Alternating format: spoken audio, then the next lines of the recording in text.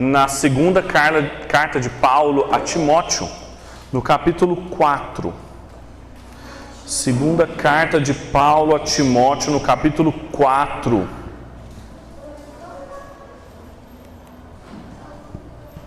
Nós vamos ler os 5 primeiros versículos. Uma passagem famosa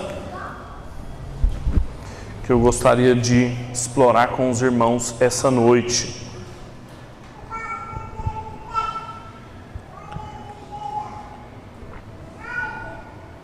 Segundo Timóteo, capítulo 4, versículo 1. Eu pedi que você não feche sua Bíblia, tá? Para a gente poder ir consultando-a ao longo da noite.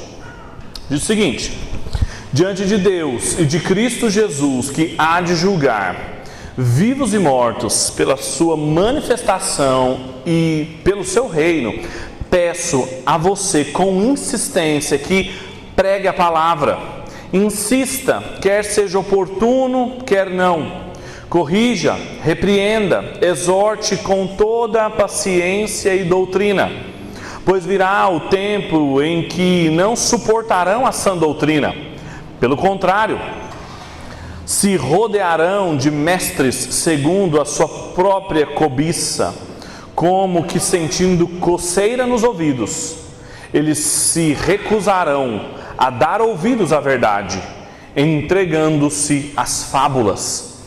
Tu, porém, seja sóbrio em todas essas coisas, suporte as aflições, faça o trabalho de um evangelista e cumpra plenamente o seu ministério. Vamos orar mais uma vez?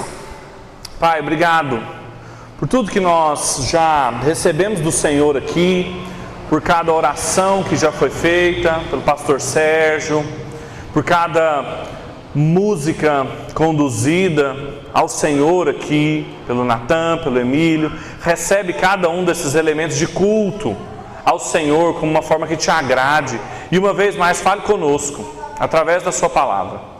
É a nossa oração em nome de Jesus. Amém. Se eu te fizer uma pergunta bem simples, para você responder aí com você: qual é o trabalho de um evangelista? Essa pergunta, na verdade, uma ordem que Paulo dá para Timóteo no final. Faça o trabalho de um evangelista. Qual é o trabalho de um evangelista? Eu cresci ouvindo, e talvez você também, uma frase, um mote, uma fórmula que é: almas rendidas a Cristo. Render almas para Cristo, ganhar almas para Cristo, render almas para Cristo. Mas o que isso significa? Esse é o trabalho de um evangelista? Talvez você, quando pensa no trabalho de um evangelista, você imediatamente tem algumas imagens na sua cabeça, como por exemplo, ao final de um culto, pessoas vindo até um púlpito, depois de uma pregação, lágrimas nos olhos, mãos levantadas, momentos dramáticos, um convite para mudar de vida. Isso aí é render a vida a Cristo? Esse é o trabalho de um evangelista? Bem, com certeza, se você tem alguns anos dentro da igreja evangélica brasileira, ou mesmo fora dela, mas você conhece pessoas da igreja evangélica, você deve ter ouvido falar disso, deve ter visto isso, às vezes você até participou disso, às vezes a sua conversão foi parecida com isso. Quando a gente pensa em almas rendidas a Cristo, com apelos, pessoas entregando suas vidas, mas por que essa imagem?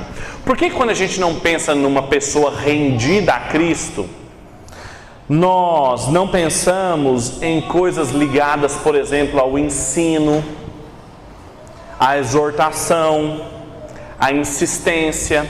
Essas palavras que o apóstolo Paulo usa para Timóteo, e ele termina falando: faça o trabalho de um evangelista.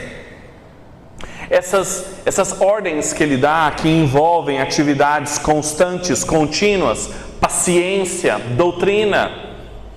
Por que quando a gente pensa em render a alma para Cristo, fazer o trabalho de um evangelista, a gente pensa só num momento dramático na nossa vida? Não que não envolva esse momento na nossa vida, mas por que a gente só pensa nele? Por que a gente acha que o trabalho de um evangelista foi feito quando as pessoas vêm à frente num apelo dramático, mas a gente acha que um trabalho de um evangelista não foi feito quando um pai aprende a ser um melhor pai, quando um publicitário aprende a fazer uma propaganda de uma forma que ele não está enganando as pessoas, quando um vendedor vende sem passar ninguém para trás, e ele aprendeu isso dentro do corpo de Cristo. Por que a gente acha que o trabalho de um evangelista foi feito num primeiro momento e não nesse segundo momento? Acredito que existe um outro jeito de evangelizar, um outro modo de vida. Essa pergunta, como nós viveremos, diz respeito a essa compreensão sobre cumprir o ministério, pregar a palavra, fazer a obra de um evangelista, que eu gostaria de explorar com vocês, a partir desse trecho que nós lemos. Esse trecho é um trecho muito especial, muito provavelmente você já deve ter ouvido ou até mesmo decorado. Pregue a palavra, insista, quer seja oportuno, quer não, exorte, admoeste. É um momento muito importante que o apóstolo Paulo escreveu esse trecho. Ele escreveu na sua última carta ao seu filho na fé, Timóteo, muito provavelmente nos seus últimos dias de vida. Vários comentadores chamam aqui de o seu testamento teológico. Ele está deixando uma carta para Timóteo, sabendo claramente que ele está indo rumo ao martírio. Ele fala isso no começo da carta. Ele sabe que ele está em Roma, preso, rumo à morte. Ele pede para Timóteo se apressar, ir ao seu encontro, porque ele sabe que não lhe resta muito tempo. E depois desses versículos, depois do versículo 5 nós lemos, no versículo 6 tem uma outra passagem também muito bonita que nós conhecemos: combati o bom combate, corri a carreira, guardei a fé. Como ele conseguiu completar o seu próprio ministério, e diante disso, diante dessa certeza, diante dessa convicção, ele então escreve para Timóteo. Ele então tem clareza diante dele que ele está escrevendo para alguém que vai herdar essa incumbência ministerial. As últimas palavras preservadas do apóstolo, talvez alguns dias ou semanas antes dele ser martirizado, depois de pelo menos 30 anos ininterruptos de ministério dedicados à causa de Cristo. Ele agora escreve para Timóteo diante do seu fim, com uma incumbência. Timóteo tem uma incumbência. É como se ele respondesse essa pergunta: Timóteo, como você vai viver agora? Agora que eu estou indo e você ficará. Como você vai viver? E é uma santa incumbência, uma solene incumbência, que não diz respeito só a Timóteo, mas a todos nós, e que nós temos muito o que aprender. Essa incumbência, e eu posso dizer que é o tema desse texto aqui, é a solene incumbência do ministério. É a solene incumbência da obra de Cristo. É um tema de toda a carta. O apóstolo Paulo tinha começado essa carta lá no começo dizendo: Timóteo, venha me ver, não se envergonhe desse prisioneiro de Cristo, porque eu não sou um criminoso, eu não estou preso por causa de algum crime que eu cometi, mas eu sou um prisioneiro da causa de Cristo, da obra de Cristo. E aí ele discorre disso no primeiro capítulo, no começo do segundo capítulo. Aí ele abre um parêntese na carta, no capítulo 2, no versículo 14, até o capítulo 3, versículo 9, que ele para um pouco para falar dos falsos mestres. Aí ele retorna agora no capítulo 4 para falar de novo da obra de Cristo. Então, Timóteo, tem uma forma da gente viver fazendo da obra de Cristo, do trabalho, do evangelho, da vida no ministério, a principal coisa da nossa vida. É sobre isso que eu gostaria de falar com vocês. Aquilo que era a última incumbência que o apóstolo Paulo tinha para Timóteo, a última mensagem que ele tinha, depois de ele ter falado um monte de coisas, o último trecho da carta, a última coisa que ele tinha para falar para Timóteo, é também o que eu gostaria de deixar para vocês. Como que o apóstolo Paulo fala sobre a causa de Cristo, o ministério da causa de Cristo? O que ele nos fala sobre esse trabalho de um evangelista? Quais são essas dimensões dessa incumbência? O que está envolvido nessa vida nova que nós estamos envolvidos? Esse é um trecho muito rico. Existem 9 ordens que ele dá, 9 imperativos. Quando a gente se pergunta sobre como nós viveremos, são ordens que nós recebemos. O Novo Testamento como um todo, ele está dividido em 2 classes de coisas. Em indicativos e imperativos. Coisas que falam sobre como as coisas estão e coisas que nos mandam fazer coisas. Como nós viveremos, o que nós fazemos? Faça isso, faça aquilo, são ordens, são imperativos. Esse texto tem 9. Tem 5 no versículo 2 e 4 no versículo 5. Tem 9 imperativos aqui, tem 9 ordens. Então o que mais tem aqui são ordens sobre como Timóteo deveria viver. Então, para organizar tudo isso, sobre essa vida, essa solene incumbência, eu organizei sobre dimensões. Em que dimensões nós podemos viver? Nós temos dimensões, nós temos responsabilidades ministeriais com pelo menos 4 dimensões. Com Deus, com a igreja, com a nossa cultura e conosco. O desafio que nós temos diante de nós, a incumbência ministerial, a solene incumbência que cada um de nós tem, que aqui é exemplificada no chamado de Paulo para Timóteo, tem implicações, dimensões com Deus, com a igreja, com a cultura e conosco. Que eu gostaria de explorar cada uma delas. Em primeiro lugar, com Deus. Veja o versículo 1, como que Paulo começa mostrando. Ele fala: diante de Deus e de Cristo Jesus, que há de julgar vivos e mortos, pela sua manifestação e pelo seu reino, eu peço a você, com insistência, que... Até aqui. Veja como é que Paulo começa. Paulo está escrevendo uma carta para o seu jovem discípulo, que ele amava. Ele podia pedir qualquer coisa que Timóteo faria, pela simples relação que os dois têm, mas ele coloca aqui uma estrutura muito solene, tirando a atenção de Timóteo da sua relação com ele, colocando a atenção de Timóteo para Deus. Ele fala: convoco você solenemente diante de Deus, o Pai, Cristo Jesus, o juiz, que vai julgar vivos e mortos, a sua manifestação e a vinda do seu reino. Ele evoca Deus, Cristo, o reino e o juízo. Antes de qualquer coisa, Timóteo, eu e você precisamos entender que nós agimos, vivemos e fazemos tudo o que nós fazemos porque estamos diante de Deus, o nosso Pai, Cristo Jesus, o juiz, a qual vai julgar vivos e mortos, a manifestação do seu reino. Timóteo deveria viver como quem um dia prestaria contas para Deus. Timóteo deveria ter consciência antes de tudo. Antes dele falar, pregue a palavra, insista, quer oportuno, quer não, exorte, admoeste, ele precisava saber de uma coisa: você está diante de Deus, o Pai, Cristo Jesus, o juiz, a vinda do seu reino e a sua manifestação.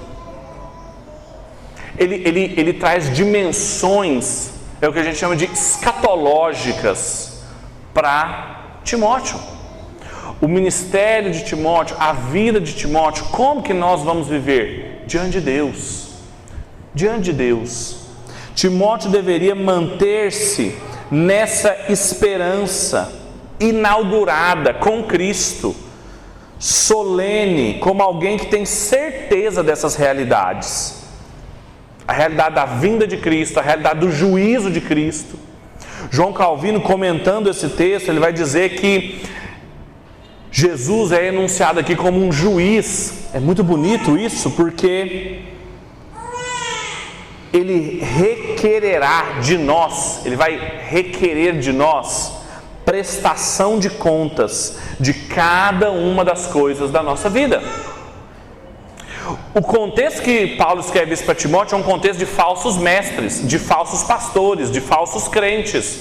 E quando ele fala: Timóteo, tudo que você faz e que você deixa de fazer, a forma como você vive, é diante de Deus. Sabe o que isso significa? Que você não faz coisas para mim, Paulo, você não faz coisas para a igreja em Éfeso, você não faz coisas para os falsos presbíteros que estão te dando trabalho.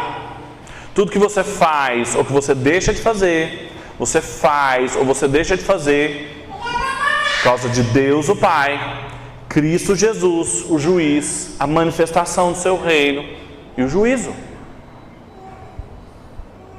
Quando a gente entende todas essas coisas, meus irmãos, e se pergunta, e sobre nós? Nós somos movidos por isso?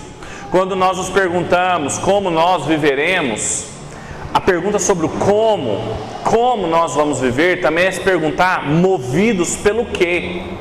Nós somos movidos por essa consciência, a chegada do reino de Deus, a vinda do reino, o julgamento de Cristo, a consciência de que um dia nós estaremos todos diante de Cristo Jesus, e que Ele vai julgar vivos e mortos, ou seja, de que quando Cristo for manifesto, a epifania de Cristo, Ele vai julgar quem estiver vivo no seu retorno e quem morreu em Cristo.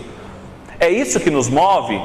A gente anda, viaja, trabalha, prega, toca, evangeliza, tudo que a gente faz, ensina, casa, é honesto, deixa de roubar, deixa de mentir. A gente faz essas coisas porque a gente tem consciência de que um dia estaremos diante do nosso Senhor, prestando contas para Ele. Ou a gente faz as coisas que a gente faz por convenção social, por medo. A gente faz por hábito, a gente faz porque a gente gosta de mandar, por isso que a gente vem para a igreja, a gente faz porque a gente se acostumou. Por que a gente faz o que a gente faz? Por que trabalham aqueles que fazem o trabalho de um evangelista? Essa é a primeira lição do texto, porque tem uma realidade diante de Deus. Mas não só isso.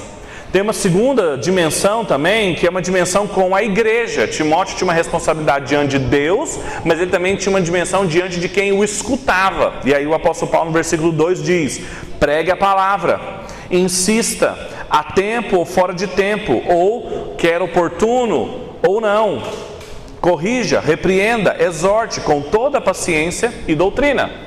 Aqui, em segundo lugar, essa solene incumbência que ele e nós recebemos, ela recebe o principal imperativo dela: pregue a palavra. E a palavra que ele usa aqui para pregar é de um arauto, aquela pessoa que chegava numa praça pública e tinha uma mensagem, e ele fala: Timóteo, levante sua voz, fale a mensagem que você tem que falar, pregue. A sua responsabilidade não é só ter ouvido as sagradas letras, porque ele falou isso no começo da carta. Você ouviu da sua avó, você ouviu da sua mãe, mas não é só ouvir. Pregue a palavra. Quer seja oportuno ou não, a tempo e a fora de tempo.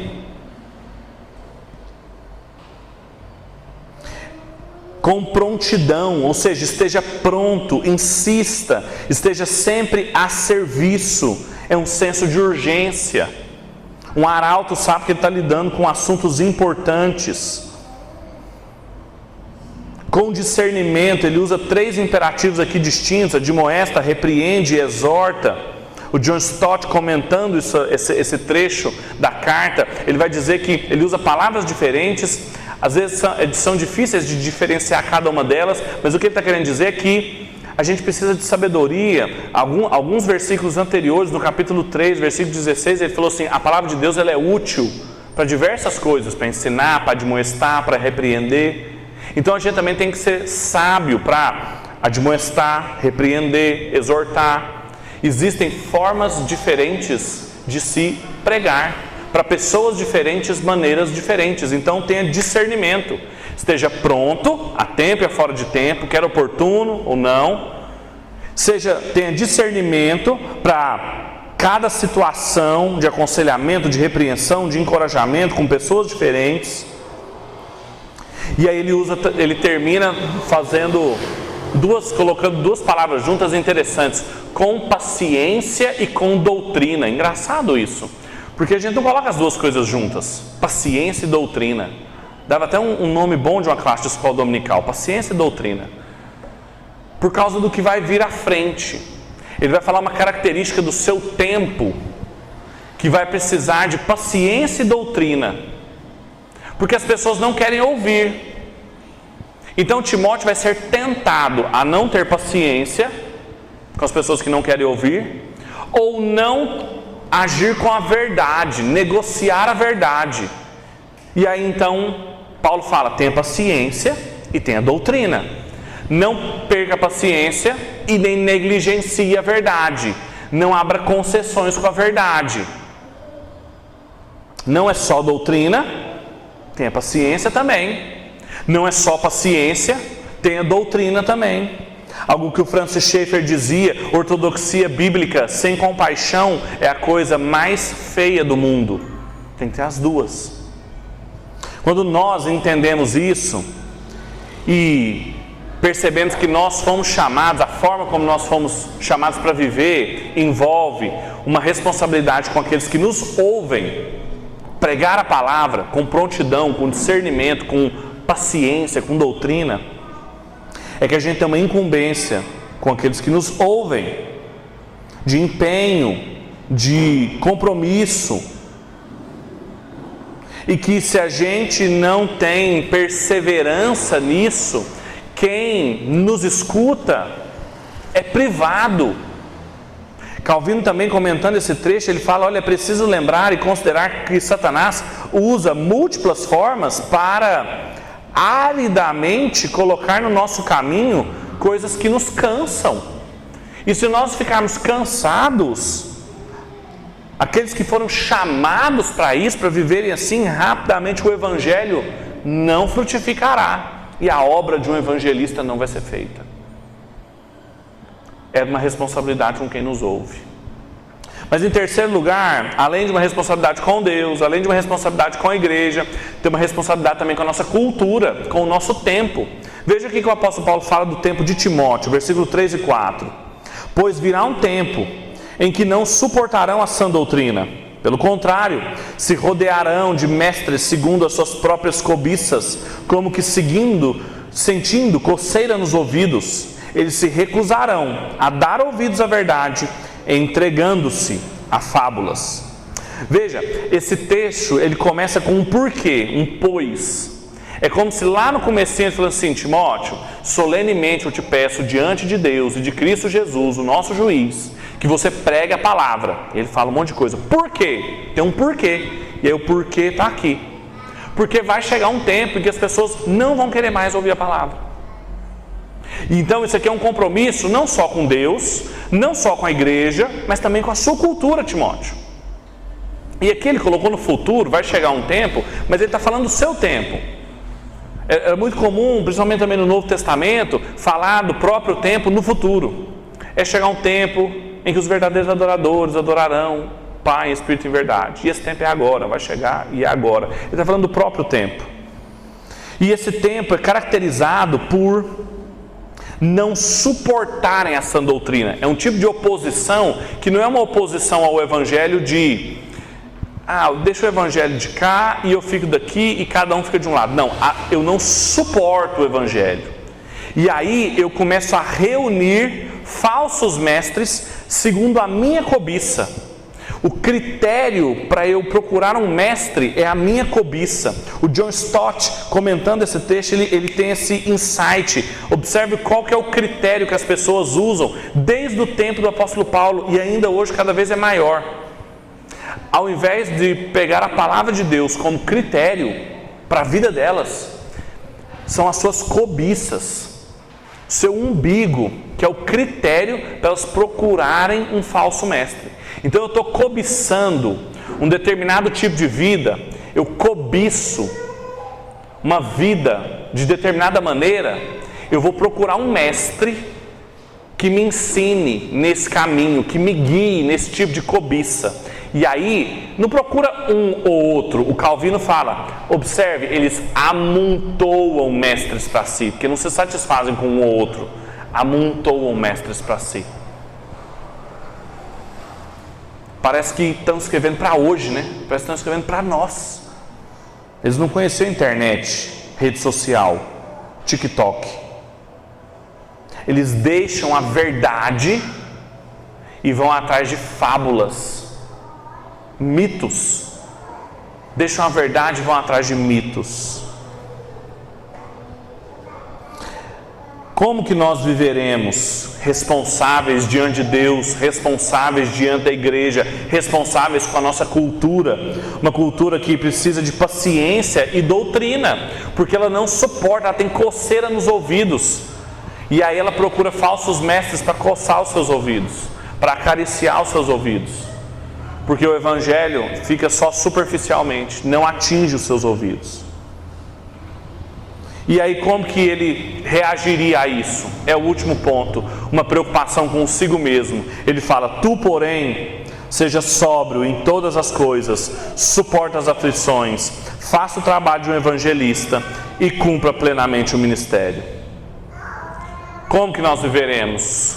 Com uma incumbência sobre nós mesmos, com uma responsabilidade sobre nós. Veja, sobre Deus, sobre a igreja, sobre a cultura e um cuidado conosco. E aqui, como acontece em vários outros momentos com as epístolas pastorais, ele faz um contraste entre os falsos mestres, entre esses mestres das cobiças e Timóteo. Ele fala: tu, porém, como ele já tinha feito várias vezes, você, ao contrário, você vai ser sóbrio. Enquanto as outras pessoas estão embriagadas com esses falsos mestres, enganadas com esses falsos mestres, você vai ser sóbrio. Você vai manter controle sobre si, vai manter-se alerta, porque enquanto eles estão com coceiras nos ouvidos, intoxicados, amontoados de falsos mestres, você vai ser frio, com presença de espírito, vigilante, até a manifestação de Cristo. Além disso, você vai sofrer as aflições. E esse é um tema que ele tinha começado a falar no começo da carta. Como eu, que estou preso pela causa de Cristo. Não vai ficar procurando mestres para suas cobiças. Sofra as aflições. Com paciência. Novamente, a paciência da doutrina. E aí ele termina falando: faça a obra de um evangelista e cumpra o seu ministério.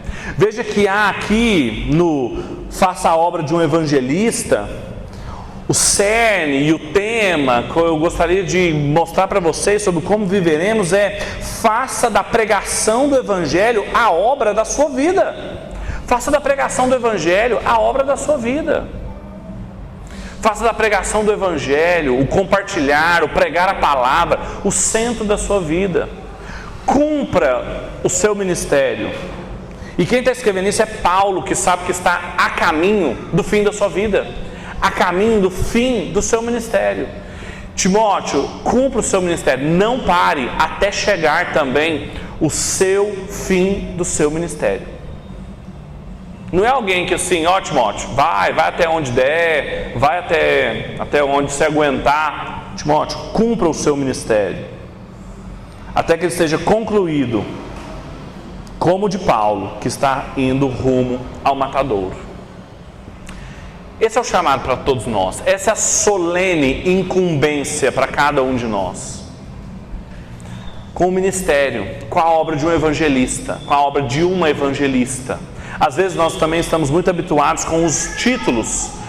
O oficial, né? O evangelista, o pastor evangelista, o evangelista. Esse substantivo, como aparece aqui, faça o trabalho de um evangelista, aparece em outros lugares no Novo Testamento, quando fala de Filipe, quando lá em Efésios fala dos apóstolos, presbíteros, evangelistas, pastores e mestres. Mas aqui fala de alguém que está envolvido com a causa do evangelho, até o pescoço. Faça da obra do evangelho a principal causa da sua vida, numa geração que amontoou mestres para si, responsável pela igreja e consciente de que você está agindo diante de Cristo, que vai julgar vivos e mortos quando Ele manifestar o dia do juízo.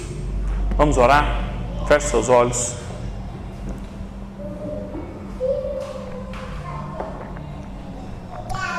Pai, nós te louvamos muitíssimo pelo privilégio que nós temos de estar aqui diante da sua palavra. O desafio nobre e solene colocado diante de nós de fazermos da obra do Evangelho a principal coisa para as nossas vidas. Trabalho de um evangelista, fazer do Evangelho a principal obra das nossas vidas. Não só dos apelos dramáticos para as pessoas, mas fazer as vidas se renderem a Cristo, fazer cada área da vida de cada pessoa se render e obedecer a Jesus. Ajuda-nos, Deus, nesse trabalho, ajuda-nos, Deus, nessa missão, a cumprirmos esse ministério como o apóstolo Paulo, a incumbência a Timóteo e a cada um dos que o Senhor chamou ao longo da história. É o desejo do nosso coração nesses dias que nós estamos aqui reunidos para te cultuar e para refletir sobre como viveremos. Queremos viver como quem vive em torno da obra de Cristo. É a nossa oração, em nome de Jesus, para a sua glória. Amém e amém.